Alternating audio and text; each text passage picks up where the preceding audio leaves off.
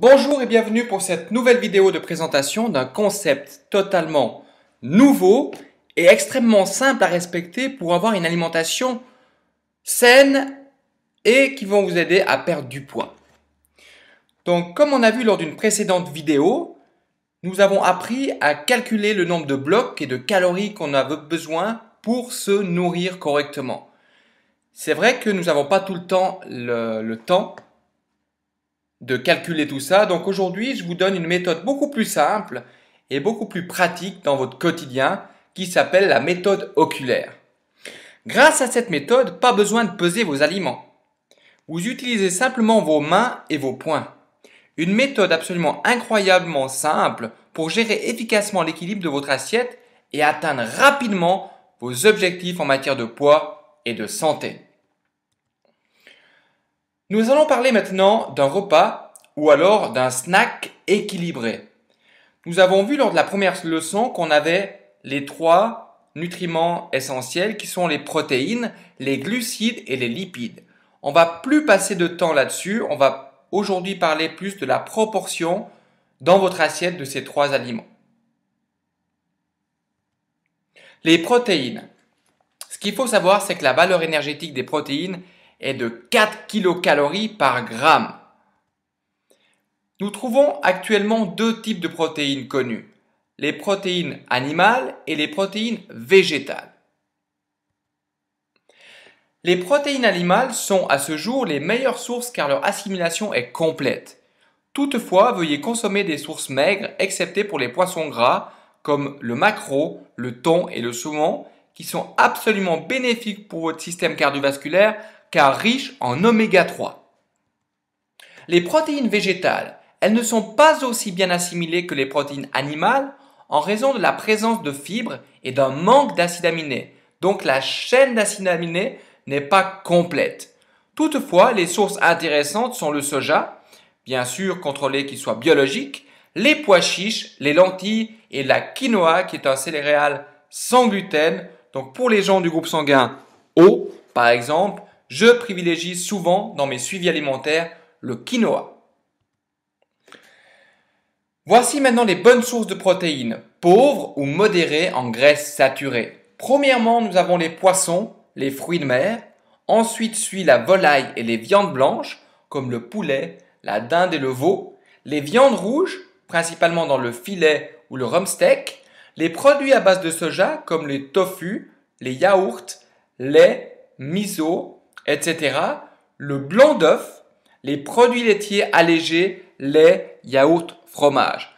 Remarquez que si vous voulez mettre tous les atouts de votre côté pour une perte de poids optimale, privilégiez principalement une alimentation très pauvre, soit même inexistante en produits laitiers.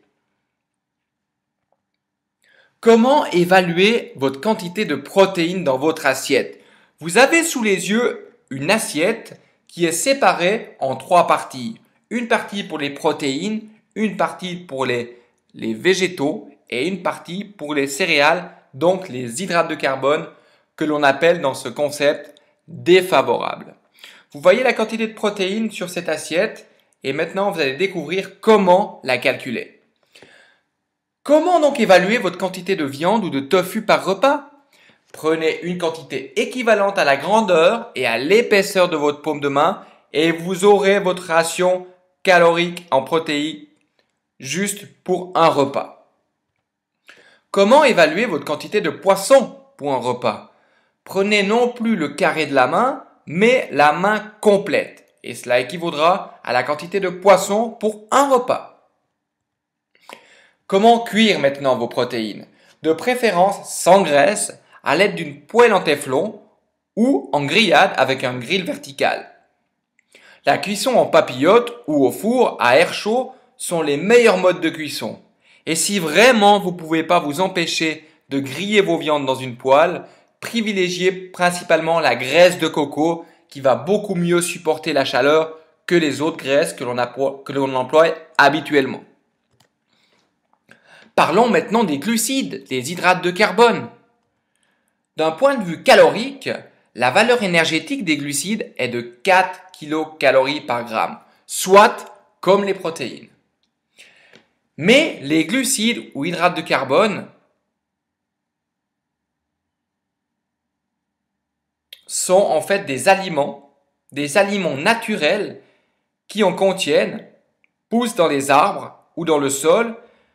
Ils sont rattachés à une racine. Donc tous les légumes comme le brocoli, le chou-fleur, etc. sont considérés comme hydrates de carbone et tous les fruits sont considérés comme hydrates de carbone.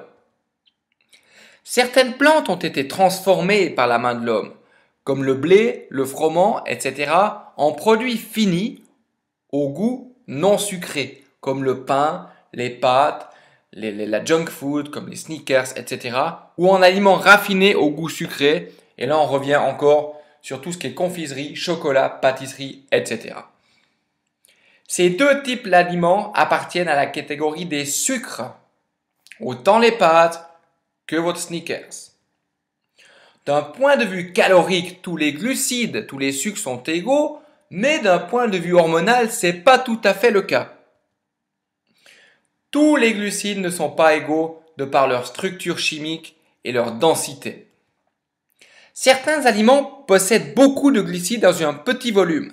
Les pâtes, le pain, le riz, les céréales, les bananes, etc. Alors que d'autres, peu ou modérément. Légumes, brocolis, fruits, pommes, etc. Les glucides influencent, rappelez-vous bien, votre taux de sucre sanguin et stimulent l'insuline, qui est l'hormone produite par le pancréas. Voyez la courbe de l'insuline suivie d'une alimentation riche en sucre. 3 personnes sur 4 ont une sécrétion relativement importante d'insuline lors de la consommation d'aliments contenant des sucres. Rappelez-vous, grosse production d'insuline, c'est une hormone de stockage, vous allez donc engraisser. Un excès d'insuline favorise la prise de poids, la faim, la fatigue, le cholestérol et l'hypertension. Ne vous êtes-vous jamais senti fatigué 2 à 3 heures de temps après un repas riche en hydrates de carbone, comme par exemple un plat de spaghettis? Bien sûr, vous vous sentez fatigué et dans ces moments de fatigue, vous avez envie de manger quoi? Du sucre. Et là, vous êtes dans le cercle infernal des pics d'insuline et des chutes. Quel facteur détermine la quantité, plutôt la qualité d'un glucide ou d'un sucre? La vitesse à laquelle les sucres passent dans le sang et la quantité de sucre présent dans les aliments susceptibles de stimuler l'insuline s'appelle la charge glycémique. Les glucides sont divisés en 2 catégories selon la vitesse de pénétration dans le sang et la quantité de sucre présente dans les aliments. Nous parlons ici de glucides favorables et de glucides défavorables. Les glucides favorables se retrouvent dans les aliments qui contiennent peu de sucre et qui sont absorbés lentement dans le sang, donc bénéfiques pour une perte de poids. L'hormone de stockage, l'insuline, n'est donc pas fortement stimulée. Les glucides favorables à consommer en majorité sont les suivants. Vous avez les fruits, les légumes, comme le brocoli, le chou-fleur, les poires, le kiwi, etc. Dans les glucides favorables, nous avons la plupart des fruits, excepté bien sûr les fruits tropicaux. Nous avons la plupart des légumes, excepté les carottes et les pommes de terre. Et nous avons l'avoine ou le porridge à cuisson lente qui sont également des glucides favorables. C'est pourquoi dans les suivis alimentaires que je donne, souvent j'utilise le flocon d'avoine. Les glucides défavorables se retrouvent dans les aliments riches en sucre et qui sont absorbés plus ou moins rapidement dans le sang. Rappelez-vous, augmentation rapide du taux de sucre sanguin et libération relativement importante d'insuline. Donc, prise de poids. Sous le tableau, sous vos yeux, vous allez simplement avoir 30 à 60 minutes après le repas, cette montée d'insuline dans le sang et la chute réactionnelle dans laquelle on va avoir la faim, la fatigue et la baisse de concentration. Les glucides défavorables à consommer avec parcimonie. Tout la junk food, le pain, les pâtes, le raisin, les bananes. La banane, par contre, sera particulièrement intéressante après l'entraînement, car riche en sucre et riche en potassium. Nous en parlerons lors d'une prochaine vidéo. Les glucides défavorables sont tous les aliments contenant du sucre et prêt à la consommation, la plupart des céréales, les pâtes, le riz, les féculents, les bananes, les carottes et le pain blanc. Les pâtes appartiennent à la catégorie des sucres défavorables, même que leur vitesse est modérée car leur contenu en sucre est important. Regardez ci-dessous à quoi équivaut un plat, une assiette de pâtes. Et oui, vous mangez des pâtes, vous mangez du sucre. Et plus précisément, 60 grammes de sucre. Comment évaluer votre quantité de glucides dans votre assiette? Je vous laisse observer le slide sous vos yeux et vous voyez que la quantité de légumes dans votre assiette est particulièrement conséquente. Plus précisément, servez-vous de vos points. Le volume de vos points vous indique la quantité de glucides ou d'hydrate de carbone à consommer à chaque repas.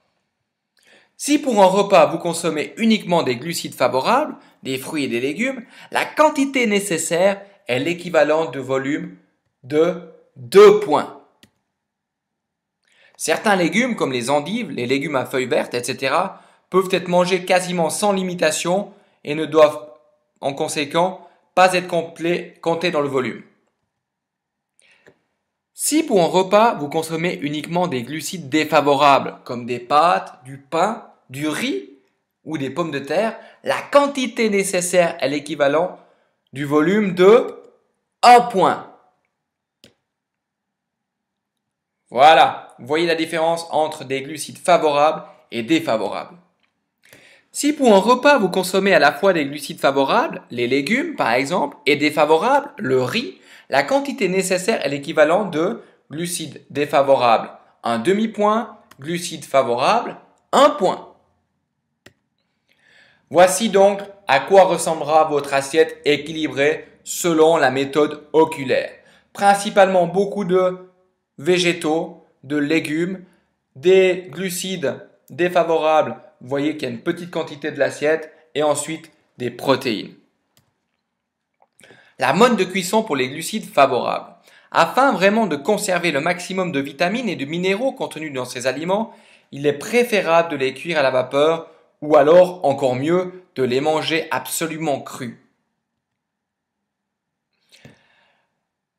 Afin de contrôler votre poids et d'optimiser votre énergie, il est indispensable de cuire al dente vos aliments tels que les féculents, le riz, les céréales et les pommes de terre. Parlons maintenant de la troisième catégorie, les lipides. La valeur énergétique des lipides est de 9 kcal par gramme.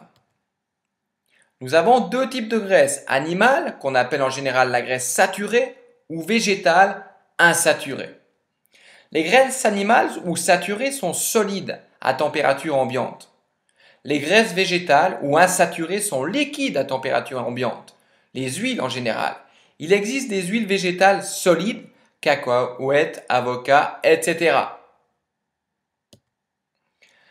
Voici maintenant les types de graisses. Nous avons à consommer vraiment occasionnellement l'acide arachidonique qu'on trouve dans le jaune d'œuf et dans la graisse de certaines viandes, les acides gras saturés que l'on trouve dans le beurre, les fromages, etc. et les acides gras trans ou hydrogénés qu'on le trouve dans toute la junk food, les glaces, etc., etc. Modérez votre consommation de viande rouge grasse, d'abats et de jaune d'œuf car ils contiennent une certaine quantité d'acides gras arachidoniques qui en excès ont des effets néfastes sur la santé. Voici maintenant sous vos yeux les acides gras trans ou hydrogénés. Je vous apprends simplement actuellement à regarder vos étiquettes des aliments que vous mangez. Si vous voyez à quelque part d'acides gras trans ou alors hydrogénés, je vous conseille de vous abstenir de les acheter. Les graisses dites hydrogénées ou trans sont des graisses manipulées chimiquement par l'homme pour augmenter la durée de conservation et le goût des aliments. Elles augmentent le taux de mauvais cholestérol et abaissent le bon cholestérol.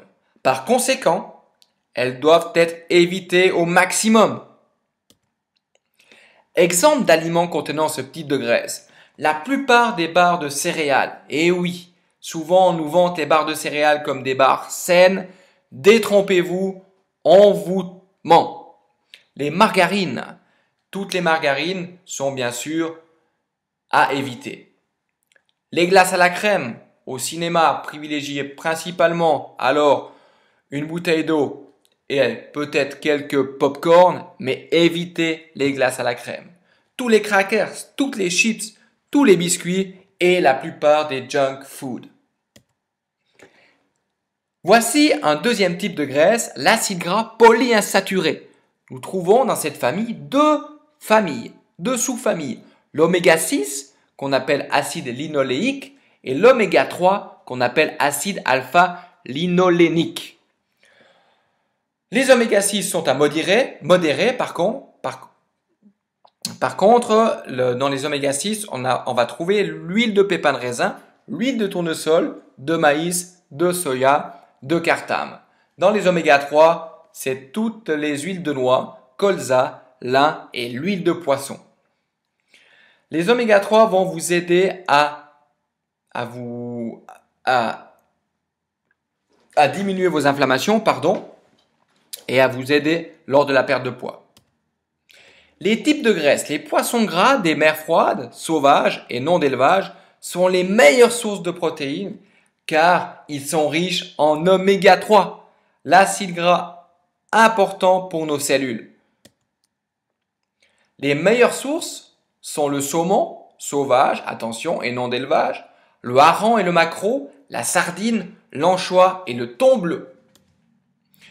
Voici maintenant le troisième type de graisse, les acides gras monoinsaturés qui sont à favoriser.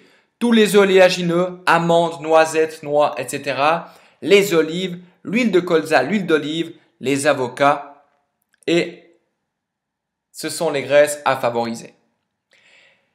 Les meilleures graisses, je dirais, sont l'huile d'olive, de colza, de chanvre, l'huile de noix de macadamia qui est particulièrement bonne, l'amande, les amandes, les noisettes ou l'huile d'amande, l'huile de noisette et les avocats. Mode de cuisson des graisses. Évitez absolument de cuire ou de chauffer vos huiles. Consommez de préférence des huiles bio et de première pression à froid. Répartissez-les sur vos légumes ou sur vos salades sans les faire cuire. Comment évaluer votre quantité de lipides dans votre assiette? C'est très simple. Regardez votre pouce et une pointe de pouce est suffisante pour vous, ce qui équivaut à 1 à 2 cuillères à café d'huile. L'équilibre 40-30-30. En vert, vous avez les légumes verts ou à feuilles vertes à volonté ou 150 g de haricots verts plus un fruit comme une pomme par exemple. Dans les hydrates défavorables, 3 cuillères à soupe, ce qui donne 35 à 70 g de riz cuit, pâte cuite ou céréales, ou 20-40 g de pain, ce qui équivaut à une tranche, ou une petite pomme de terre qui équivaut à 60-120 g. Une cuillère à café ou à soupe d'huile d'olive ou de colza sur vos légumes seront bénéfiques pour vous, ainsi que 150 g de viande ou 220 g de poisson, ou pour ceux qui désirent le tofu, 150 à 250 g. Voilà, j'espère que vous avez apprécié cette vidéo, que vous avez appris certaines choses et que vous allez mettre en application cet apprentissage, car je vous rappelle, savoir et ne pas faire n'est pas savoir. Bon appétit!